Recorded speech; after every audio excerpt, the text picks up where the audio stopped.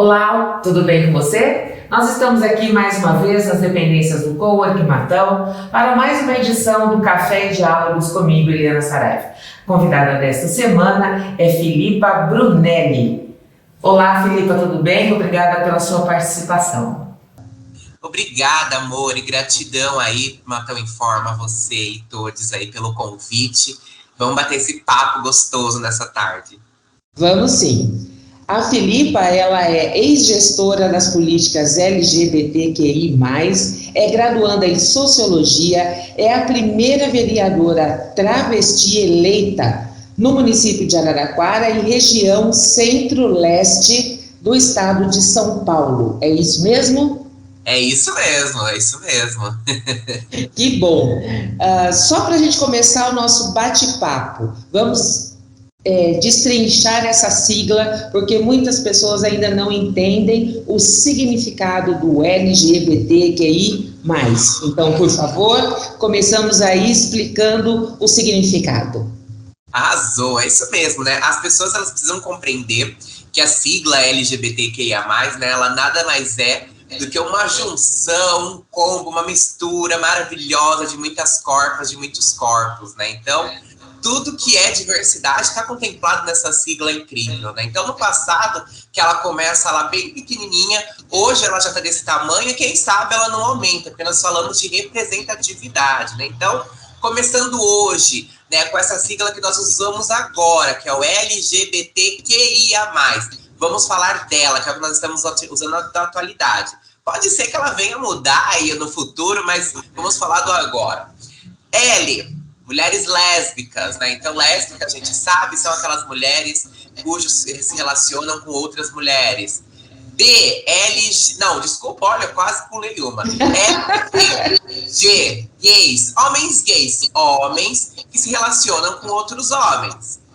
B de bissexuais. O que é o bissexual? O bissexual é um nome genérico para todas aquelas orientações sexuais que elas são ambíguas, duplas e diversas. Então, são pessoas cujos seus relacionamentos não estão direcionados exclusivamente a um gênero, a uma sexualidade. Então, são pessoas que se relacionam com ambos os corpos, tá? LGBT. T, transgêneros. Transgêneros é a mesma coisa que bissexual no quesito de nome genérico, né? Transgênero traz essa perspectiva de tudo que não é cisgênero é transgênero. Então, travestis, transexuais, não binários, enfim, a gênero, tá tudo nesse escopo da transgeneridade que está aqui dentro da letra T. Então, são pessoas cuja sua identidade de gênero, né, não condiz aí com o seu sexo biológico ou está desalinhado, digamos assim, ao seu biológico. Então, por exemplo, eu sou uma mulher travesti, uma mulher transgênero, né? LGBTQ, e aí existe uma polêmica muito grande, porque o Q, ele não é orientação sexual e ele também não é identidade de gênero, né? Sim. O Q, ele é um movimento, mas ele é um movimento lá das gringas, é um movimento principalmente do norte dos Estados Unidos, né? Que é a palavra queer. O que é o queer? Traduzindo ela no pé da letra, assim, seria bicha, né? E são aí esse movimento de pessoas, né, esse movimento de pessoas LGBTs, que elas não se sintam e elas não querem estar rotuladas, então elas querem ser livres, elas não querem estar dentro de um rótulo, tá? Então elas não querem estar na caixinha da mulher, não querem estar na caixinha do homem, elas querem ser livres. Então nós podemos dizer que é um pouco parecida com a não binariedade, tá? Mas isso é um debate muito profundo, que eu tô falando assim, bem resumidamente, tá, gente? Claro. Nosso tempo é curtinho. O I. O que é o I? O I são as pessoas intersexuais. Antigamente, no passado, de forma pejorativa. Olha, minha chapa tá frouxa aqui. Pejorativa. Nós falávamos, essas pessoas, nós chamávamos elas de hermafroditas. São aquelas pessoas cujo o seu biológico, o seu sexo biológico, ele é ambíguo. Então, elas têm tanto os corres, né, do corpo dela, tanto aquelas especificações dos corpos do masculino e do feminino junto ao mesmo tempo. Então, são pessoas intersexuais, nós não falamos mais de hermafroditas. E o A? O que é esse A? Algumas pessoas acham que esse A é de aliados, mas não. Os aliados, eles são super importantes na luta. Nós queremos aliados na luta, mas no movimento eles não podem ter esse destaque, né? Então, o A é de assexuais, tá, meus amores? Do mesmo jeito que existe as orientações sexuais, né? Existe o desejo, existe o tesão, existe a quem nós direcionamos o amor, o afeto, existe essa ausência. Então, pessoas assexuais são pessoas que elas, por si, elas se bastam. Elas não sentem aí atração, né, atração sexual por outros corpos. E isso também de forma resumida, tá, amiga? Porque, assim, a sexualidade, ela traz um espectro, ela traz um campo cinza da sexualidade, que é o que a gente fala, que dentro dela tá diversas sexualidades. E esse A, gente, o que é esse A? Esse A simboliza tudo aquilo que vinha além do LGBTQIA. Então, todas as outras orientações de gênero e sexualidade que vierem após isso que eu falei, está contemplados nesse mais. Mas, Filipa, que loucura é essa? Para que tudo isso? Porque nós precisamos falar que a sociedade ela é muito mais plural do que aquilo que foi nos ensinado. O que foi nos ensinado? A heterossexualidade compulsória. Foram ensinados para nós que existiam homens, mulheres e pessoas heterossexuais. O que fugia disso eram pessoas doentes, pessoas marginais e pessoas que não mereciam o respeito. E é por isso que a comunidade LGBTQIA+, enfrenta tantos estigmas. Então, é necessário nós falarmos sobre identidade de gênero, sobre sexualidade, no escopo dessa pluralidade. E mostrar para as pessoas que a sociedade ela é muito mais ampla e diversa do que aquilo que ensinaram para nós. Com certeza. Muito bem, então a explicação sensacional. Para quem tinha dúvida, então, ó, tá aí, explicadíssimo, detalhadamente. Então, agora deixa eu fazer uma outra pergunta. Você se apresenta como travesti, ok? Só para elucidar, então, para a gente repetir mais uma vez, o travesti é uma identidade de gênero, né, que difere da qual foi designada na pessoa no seu nascimento, correto? E se assumindo, portanto, com um papel de gêneros aí diferente daquele da origem lá do seu nascimento, que objetiva transicionar, transpor aí uma expressão diferente. É isso mesmo a definição? Bacana. Então, com quantos anos você tinha quando você literalmente se assumiu, né? E como foi essa transição? Arrasou. Antes, eu só gostaria de falar um pouquinho sobre o termo travesti, né? Que a gente, ele tem algo ainda, ele traz um escopo, ele carrega com ele uma marginalidade que a gente precisa falar sobre, né? A travesti, né? A gente sempre usa o pronome feminino, a travesti, como a mulher transexual, não tem diferença nenhuma da travesti ou da mulher trans, tá? Travesti é um termo nosso, é um termo latino, é um termo brasileiro para destinar esses corpos que transicionaram. Já o termo mulher transexual, ele é um termo importado lá das gringas, de woman transgender, que era um termo utilizado na medicina para falar sobre os nossos corpos. É um termo que patologizava os nossos corpos. Né? Então, assim, mulher transexual, mulher travesti, tanto faz, não tem esse problema. Mas é porque eu, Filipa, faço questão de falar que eu sou uma mulher travesti. Porque nós precisamos falar e mostrar que travesti, ela está inserida no escopo, por exemplo, nós vamos ter travestis na universidade, travestis na Câmara dos Vereadores, e não somente travesti nas avenidas, que é onde o sistema quer que nossos corpos estejamos. Então, eu reivindico esse espaço da travestilidade para justamente demarcar essa identidade que é nossa, que é brasileira, que é latina. Então, isso é muito importante a gente falar. E aí, amiga, eu esqueci qual era o resto da pergunta, porque eu buguei aqui. Não, quando você se assumiu? A partir de que idade você se assumiu? Como é que foi essa trajetória em dizer, não, eu estou aqui, eu sou travesti? Como é que foi tudo isso para você? Arrasou. Inclusive, eu falei sobre isso ontem, né? Existe um equívoco que as pessoas, até mesmo nós, a comunidade LGBT, a gente fala, eu me descobri, eu descobri a minha sexualidade, redescobri minha sexualidade. Na verdade, a gente não descobre a sexualidade, nem redescobre. O que a gente faz? A gente se empodera e desconstrói a heterossexualidade compulsória, que é aquilo que foi colocado goela abaixo para nós. Porque a nossa sexualidade, ela é construída durante a nossa vida, né? Então, o que a gente faz é desconstruir aquele modelo patriarcal, cisgênero que foi imposto para nós. Eu creio, né, eu aí falando da minha vivência, que desde a minha infância eu já percebia que eu não me encaixava nesse locus social que destinavam para mim. Eu via que eu não era ali que eu queria estar, eu não conseguia entender, na época eu nem sabia o que era, mas eu me sentia desconfortável por estar naquele papel de gênero masculino que era destinado a mim.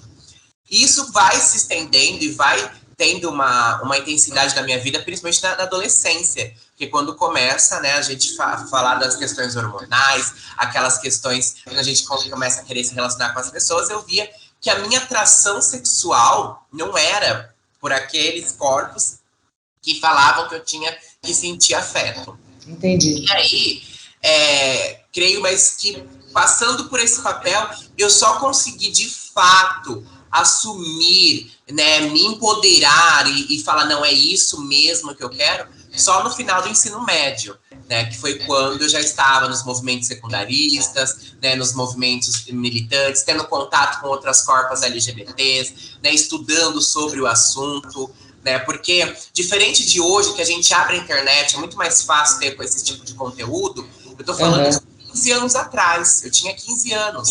Há 15 anos atrás, época do Orkut ainda, pouca coisa a gente tinha. O que a gente tinha na época na internet eram os blogs, né? Não sei se vocês vão lembrar da época dos bloggers da vida. Então, assim, isso era aonde a gente se informava, então faltava esse acesso à informação. E aí, foi com 15 anos, 16, que começa a buscar e ver que eu não era o que eu sou, não era aquilo que era destinado para mim. Né? E eu passo por um longo processo, amiga, porque eu sempre tive essa aproximação do feminino, mas eu também nunca assumi naquele momento, eu me assumi enquanto gay, mas não enquanto uma mulher travesti, porque eu sabia do peso que tinha a bagagem da travestilidade, né? Porque você ser gay é uma coisa na sociedade, você ser uma travesti é outra.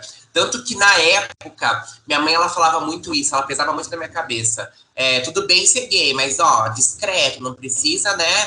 Então, assim, isso é algo que é uma coisa produzida pelo senso comum, né? Então, é algo que fica muito na nossa mente, na nossa cabeça.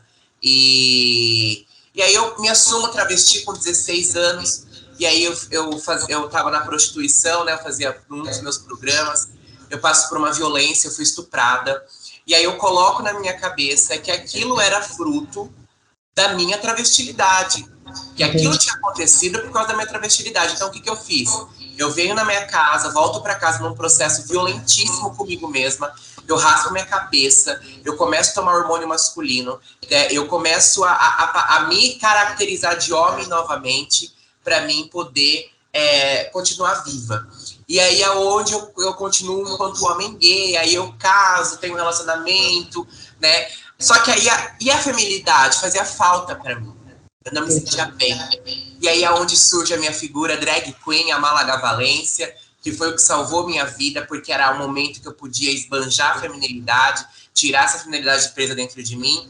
Só que aí, gata, eu já vi que não podia ficar isso preso dentro de mim, não dava mais para aguentar. E aí, em 2018, eu assumo de vez, Filipa Brunelli, não vou mais me acorrentar, não vou mais me aprisionar para manter o conforto das outras pessoas. Eu quero estar confortável. E foi a primeira vez, eu acho, que eu pensei em mim em primeiro lugar. Então, em 2018, surge a Filipa Brunelli. Aí sim, a travesti Filipa Brunelli. Em 2018, você já fez a transição do seu nome ou ainda não?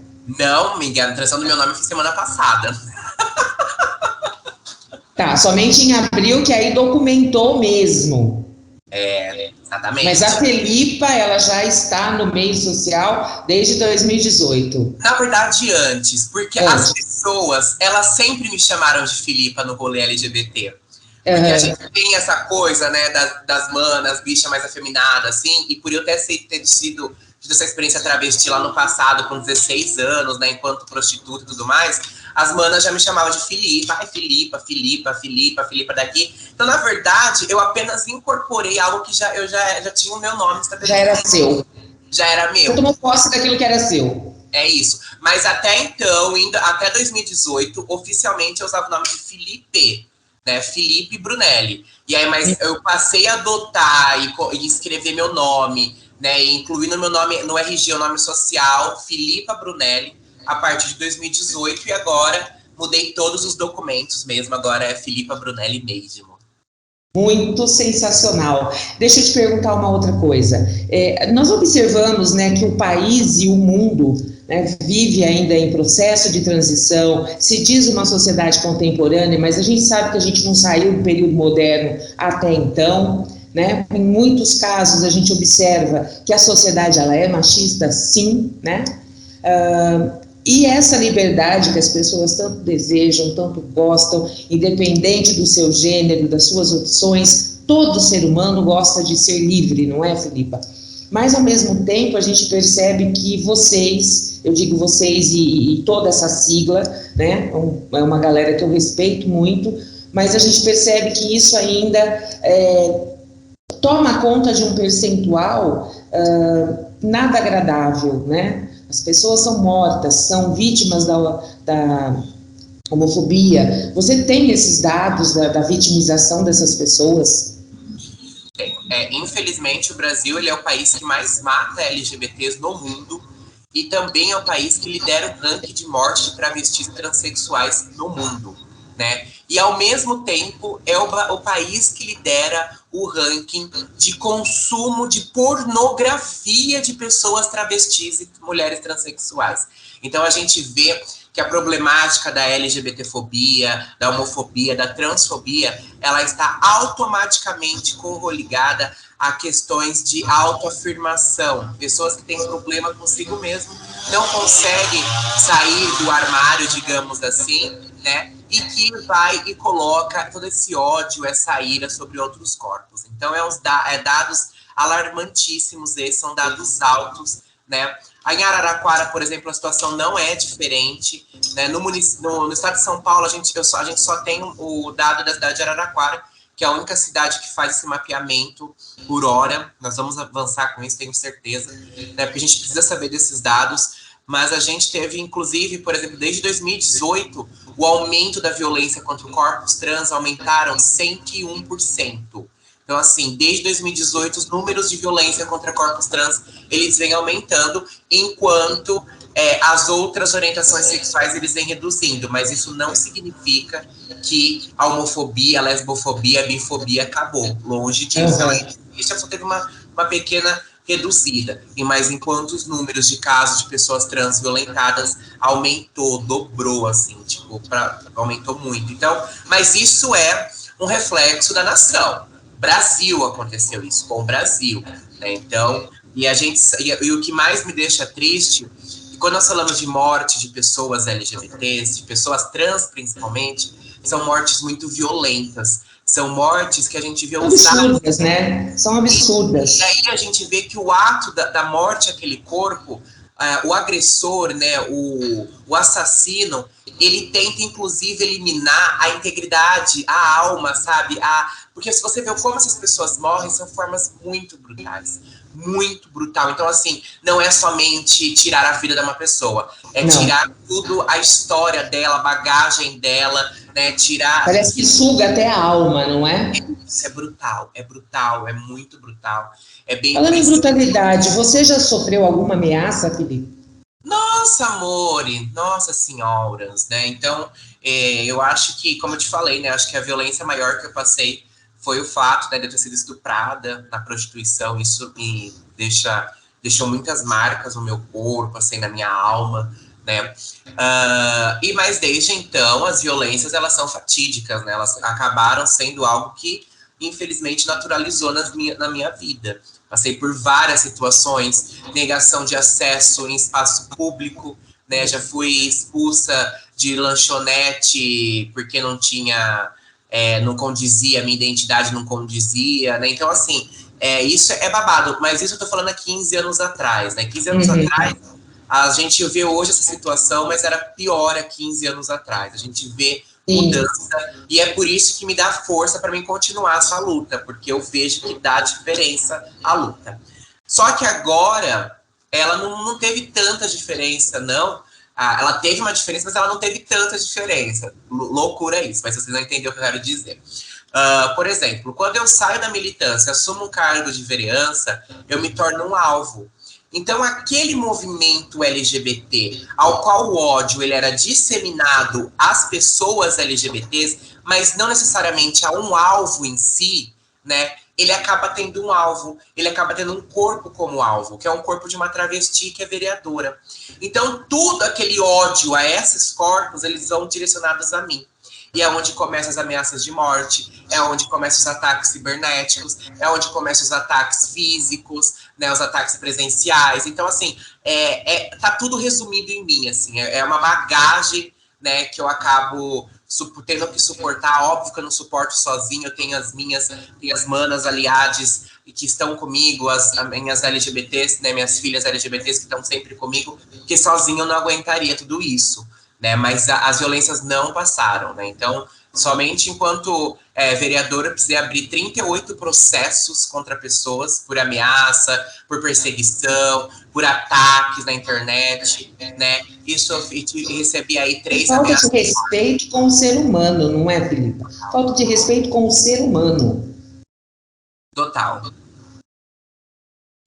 Você se mostra uma guerreira absoluta e isso a gente admira muito. E falando em guerreira, Filipa, você é uma defensora da questão da PrEP, né? Para quem não sabe o que é a PrEP é uma combinação de 2 medicamentos, né? Em um único comprimido que impede que o HIV se estabeleça ou se espalhe pelo corpo, né? A PrEP não prevê, a gente sabe que ela não prevê outras infecções sexualmente transmissíveis, mas, entretanto, é um medicamento que veio para somar aí para toda essa questão, sobretudo das pessoas que precisam desse tipo de tratamento.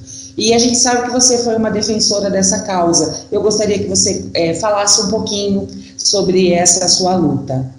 Bacana. A PrEP ela é uma política pública que ela vem sendo adotada nos Estados Unidos desde 2008, 2009, e no Brasil ela começa a ser implementada em 2017, 2018, né? Foi quando o Ministério da Saúde começa a incorporar no seu escopo de prevenção às IST/AIDS, né, a PrEP, né? Como você falou, é uma mandala de cuidados com vários fatos, porque não é somente a PrEP, né? Então existem tantos tipos de prevenção. A PrEP, a PEP, o preservativo, né? Enfim, vários outros. Mas o que é a PrEP?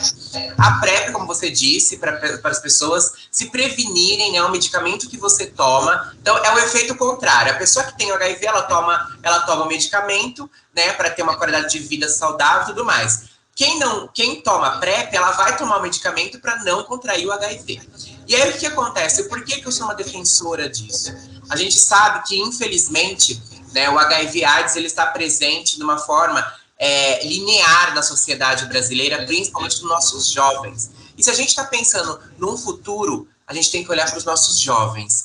Então, se o HIV/AIDS está presente de uma forma tão agressiva nos nossos jovens, algo precisa ser feito. Então, garantindo o que diz a Constituição Federal, inclusive do acesso universal à saúde pública, eu busco esse atendimento, que é uma política pública brasileira para os municípios do interior paulista. Então eu consegui implementar em Araraquara essa PrEP, né? Só que agora eu vesti uma camisa, eu entrei literalmente numa cruzada pelo estado de São Paulo para implementar muito bem, parabéns. Nos outros municípios. Então eu marquei reunião com os prefeitos, logo estarei em Matão falando com o prefeito também, para implementar a PrEP aí, porque assim, não é somente sobre Araraquara, principalmente quando nós estamos falando de um vírus como o HIV. E a PrEP, para você ter noção como ela é importante, desde que ela foi implementada no município de São Paulo, houve uma redução de 27% dos contágios de HIV.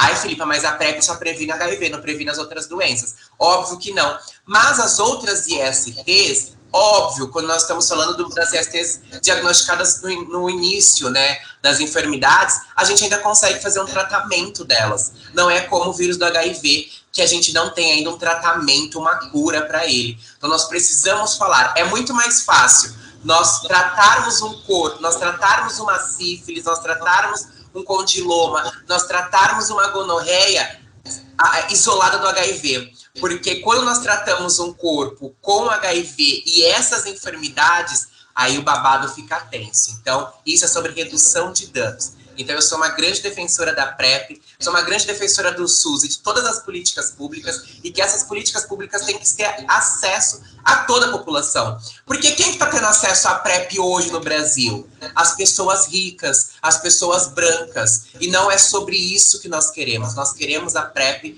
para as pessoas pobres, para as pessoas periféricas, para as pessoas pretas, para as pessoas LGBTs, ou seja, para todos e para todos. Né? Porque é sobre isso. O acesso à política pública da saúde, ele precisa ser universal. Perfeito. E isso é bacana, né? Porque agora isso está disponível via SUS, não é? Exato. E aí é isso mesmo, é contemplar a todos. Infelizmente o nosso tempo está acabando, a gente não tem, eu gostaria de ficar aqui a tarde inteira conversando com você, o dia todo, né? Porque a gente tem até pauta para isso. Mas a gente tem que dividir, então com certeza em breve eu quero convidá-la novamente aqui, mas antes de eu finalizar eu quero que você me diga a seguinte resposta: quais as suas ações e as suas dicas, né, dicas da Filipa com relação à homofobia, ao preconceito, para as pessoas que estão nos assistindo? Arrasou. Eu acho que são dois momentos. O primeiro momento é com nós, pessoas LGBTs. E aí eu quero falar diretamente para essas pessoas, porque a violência ela é destinada a nossos corpos. Então, a essas pessoas, o que eu digo? Evitem ouvir coisas ruins sobre vocês. Só a gente sabe quem nós somos. Olhe no espelho, veja a potência que tu és, veja a beleza que habita dentro de ti. E quero dizer que você é muito importante para nós, pessoas LGBTs, e para a nossa sociedade. Indiferente do que as outras pessoas dizem por aí, né, que você está errado, que você está errado, que você está errado, eu quero que você repita ao contrário dentro da sua cabeça. Que você está certo, que você está certo, que você está certo. E que é sobre liberdade, é sobre ser feliz, é sobre se emancipar. Somente você vai poder dizer o que você quer para a tua vida. Somente você vai poder dizer o que é que está habitando dentro do seu coração. Porque as outras pessoas, elas destilam o que elas têm, que é o ódio. Mas a gente não pode destilar o ódio, porque a gente tem muito amor para dar. Então essa é a primeira coisa que eu quero dizer para as pessoas LGBTs, para se amarem em primeiro lugar e colocarem dentro de si essa questão que elas são importantes, principalmente para nós LGBTs e para toda a sociedade. Quanto às outras pessoas, eu quero dizer que a gente precisa tratar a diversidade presente na sociedade de uma forma respeitosa. Né? Não é porque você não é LGBT que você tende a discriminar aqueles corpos. Pelo contrário, né? Até porque a LGBTfobia, quem inventou não foram os LGBTs. Foram as pessoas heterocis normativas. Então é um problema de vocês, e vocês que vão ter que lidar com esse problema, tá? Então o que a gente precisa trabalhar nessa perspectiva? Gente, a sociedade ela é diversa. Ninguém tá falando para você ser gay, lésbica, bissexual, travesti ou transgênero. Se você quiser desconstruir essa heterossexualidade, achar que é necessário desconstruir essa heterossexualidade compulsória que foi embutida a todos nós, muito que bem, vem para o lado nosso da força, tudo muito feliz.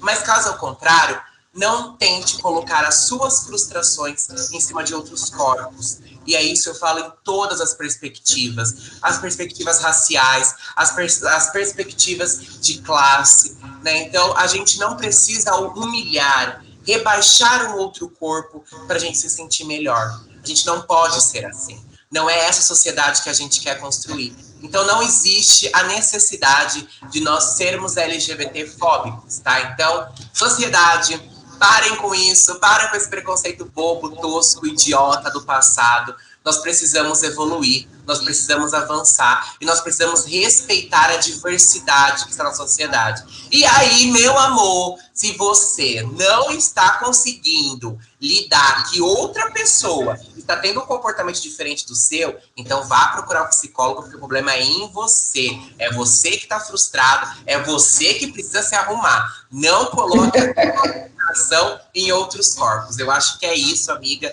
porque, e mais uma vez eu falo que é muito importante os aliados, né, pessoas heterossexuais, pessoas cisgêneras heterossexuais, virem somar a luta LGBT como aliado, pessoas que entendem o escopo da sexualidade e gênero de uma forma plural, né? Porque a gente precisa combater a LGBTfobia. Porque, por incrível que pareça, a LGBTfobia ela não afeta somente LGBTs. Ela afeta toda uma sociedade. A sociedade como um todo.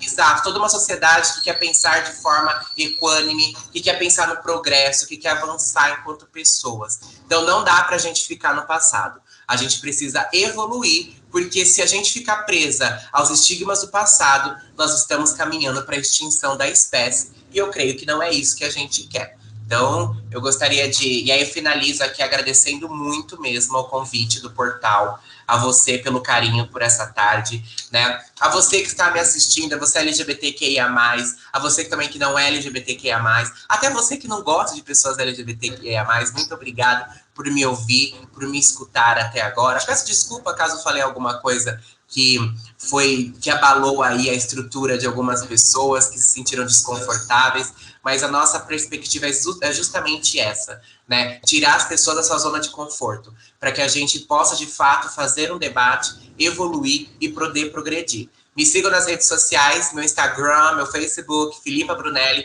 e vamos manter esse contato, esse diálogo, e vamos, de fato, lutar por uma sociedade sem racismo, sem machismo, sem LGBTfobia e sem qualquer tipo de opressão, porque as nossas lutas é contra as opressões e a favor da liberdade de todos os corpos. É sobre isso, amiga.